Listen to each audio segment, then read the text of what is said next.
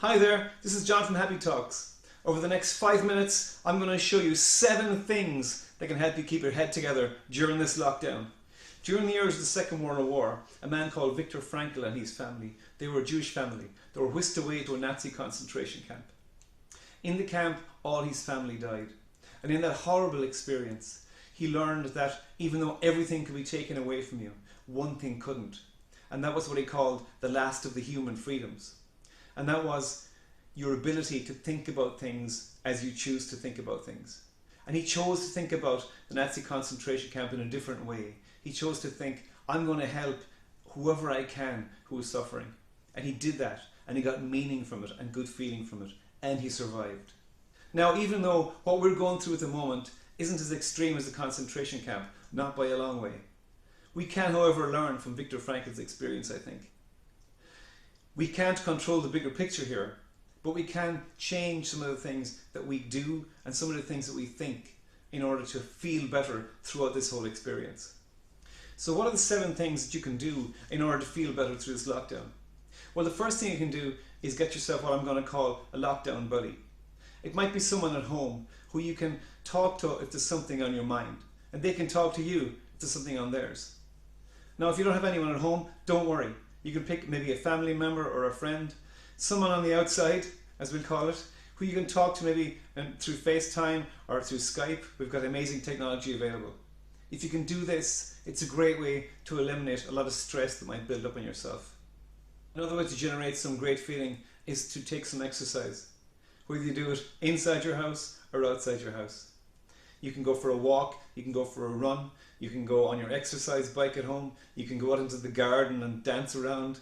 It doesn't matter what you do. Get that serotonin moving, get those endorphins moving. You'll feel stronger, you'll feel healthier. It's a win-win all around. A great way to generate some good feeling is to spend some time in nature. I know we're restricted in where we can go at the moment, but if you can go into your garden and just sit in a chair under a tree, the sun is shining, the birds are singing, you're breathing in some fresh air, you're in nature. Maybe you can take a walk down a country lane near your house if there's one. You're outside, you're in nature, it makes you feel good. Another way to generate some good feeling is to make sure you have a sense of purpose. A lot of you at the moment may not be working because a job is suspended, and that job may have been the thing that gave you a great sense of purpose. But find something else. Maybe there's jobs around the house at home need to be done, maybe spending time with your family, maybe helping out an older neighbour or family member who's cocooned at the moment by just going and getting some shopping for them. Any of these things can regenerate that sense of purpose for the moment and make you feel better. It would be very easy to feel negative and pessimistic at this time. There's a lot of upsetting things going on. But if you can maintain some kind of optimism and positivity, it will make you feel better. So how do you do that? Well, a great way to do it is to notice good things that happen. Sit down at the end of the day with a little notebook and write out 5 good things that happened today. Good things always happen. Also, another great way is to be grateful for what you have. Despite all the things you may have lost at the moment, there's still a lot of good things you have. Your family, your home, a roof over your head, food on the table, those kind of things. Count your blessings. It'll make you feel more optimistic. It'll help you to feel better. A great way to maintain good feeling is to maintain a strong, healthy body. If you're not working at the moment, it's a great time to catch up on some sleep and some rest. Maybe you have more time to cook healthy meals for yourself and your family. Eat better. Maybe also it's a good time to watch the toxins, you know. It's very easy to slip into maybe eating more sweets and more cake when you're watching TV, maybe having a few extra drinks because you're not up early in the morning, that kind of stuff. So watch the toxins, watch the alcohol, watch the caffeine, watch the sugar, watch the nicotine.